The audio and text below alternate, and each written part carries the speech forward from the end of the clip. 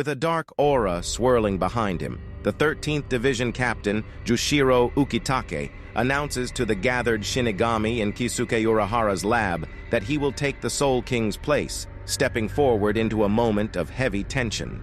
Surprised and deeply concerned, Urahara challenges him, wondering aloud if it's even possible. But Ukitake only replies cryptically, promising to explain everything later.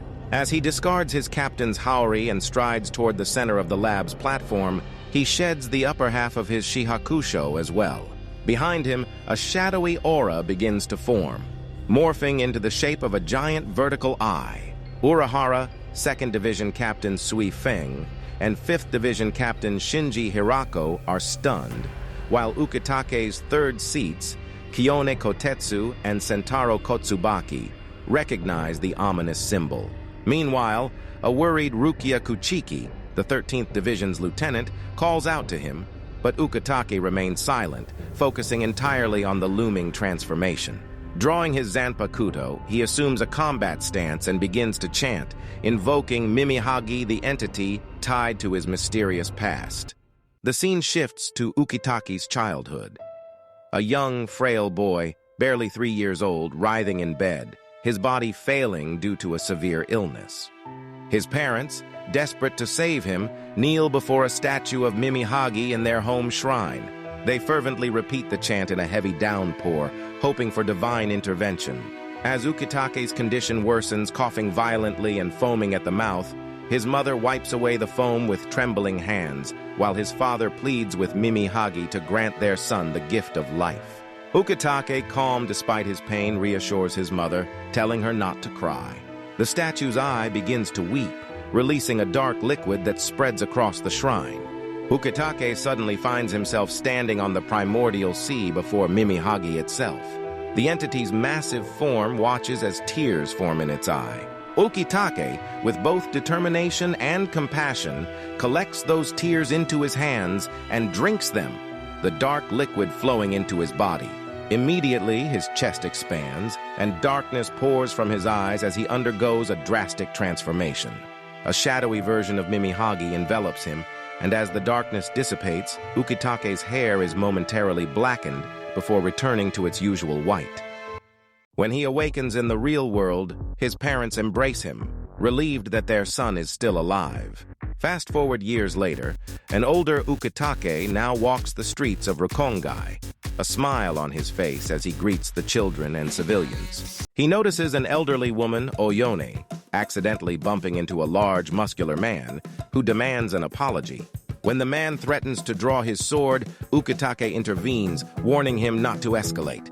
The situation turns comical when Oyone, with surprising strength for her age, knocks the man down with a series of powerful punches.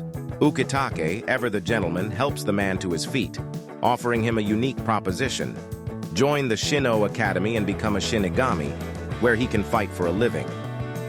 The man, frustrated, tries to break free from Ukitake's firm handshake, only to find his hand bruised from the strength of Ukitake's grip. As the man storms off, vowing revenge, Ukitake coughs up blood, an ominous sign of his persistent illness. In the present, Captain Commander Shunsui Kyoraku stands near Muken, watching as the door begins to unlock.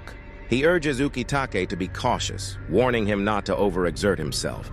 In a flashback to their time as students at the Shinyo Academy, a young Shunsui and Ukitake spar while under the watchful eyes of Chojiro Sasakibe, Retsu Unohana, and Genryusai Shigekuni Yamamoto. The two, wielding wooden swords, clash fiercely, their attacks fast and precise. But Ukitake's condition takes a toll on him, and as they lock blades, he coughs up blood, his energy waning. The duel ends with both their swords breaking, and Shunsui, impressed, offers Ukitake praise despite his sickness. Ukitake, ever the optimist, smiles and admits that Shunsui never holds back, even when his opponent is ill. The two friends share a quiet moment, and Ukitake confides in Shunsui, revealing that he has a favor to ask, though it's unclear what that favor is.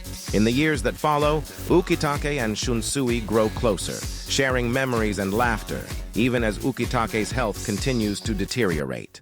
Ukitake brings Shunsui to the Mimihagi shrine, revealing its significance to him.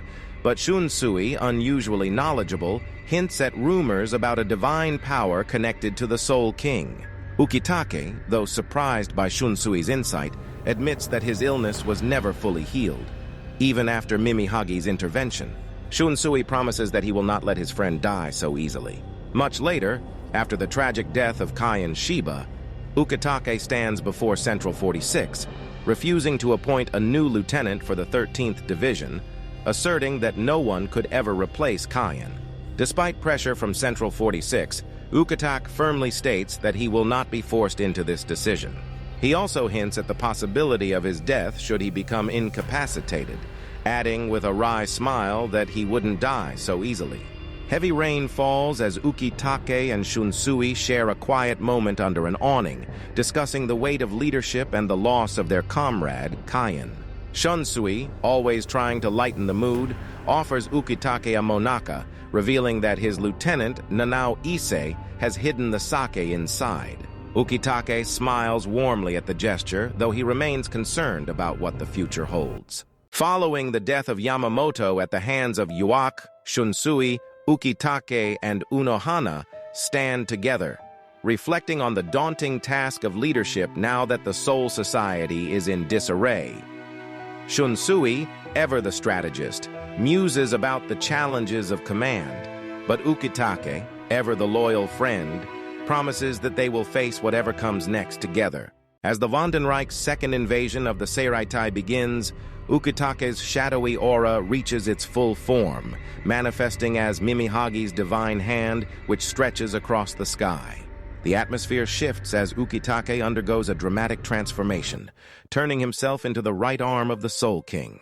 His body bears the markings of Mimihagi, and as the power surges within him, Ukitake's health deteriorates rapidly. Rukia, horrified, watches as Ukitake coughs up more blood, but he orders her to stand by, assuring her that his sacrifice is necessary for the Soul King's survival. His eyes, filled with dark determination, reflect his willingness to die for the sake of the Gotei 13. Rukia, desperate to save him, is torn between her love for her captain and the realization that his fate is sealed. Elsewhere, Shunsui, who understands Ukitake's creed of fighting to defend either life or honor, steels himself for the coming battle. With Ukitake's final transformation taking place, the battle for Soul Society takes on new stakes. Urahara, in the lab, continues to monitor Ukitake's state, uncertain how long he can survive in his current form.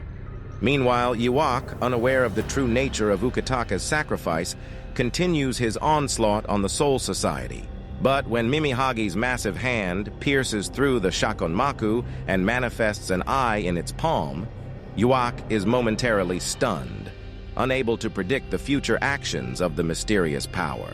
Ukitake's sacrifice has shifted the balance of power, but the cost of that power remains unclear. In the depths of Muken, Shunsui stands before Aizen, the two locked in a tense standoff. Shunsui, having partially unlocked Aizen's restraints, offers him the chance to speak freely. Aizen, now free to move, questions Shunsui's motives, but the former captain commander simply responds that they have shared interests. Aizen, ever calculating, observes the situation with his usual cold detachment, but the true nature of his plans remains unclear. The fate of the Soul Society now rests in the hands of those who remain, as the lines between friend and foe blur, and the true price of Ukitake's sacrifice begins to unfold. And that's the end of this episode. If you want to watch more anime explained videos, make sure to subscribe to our YouTube channel. Also follow our Instagram page and join our WhatsApp group for the latest updates.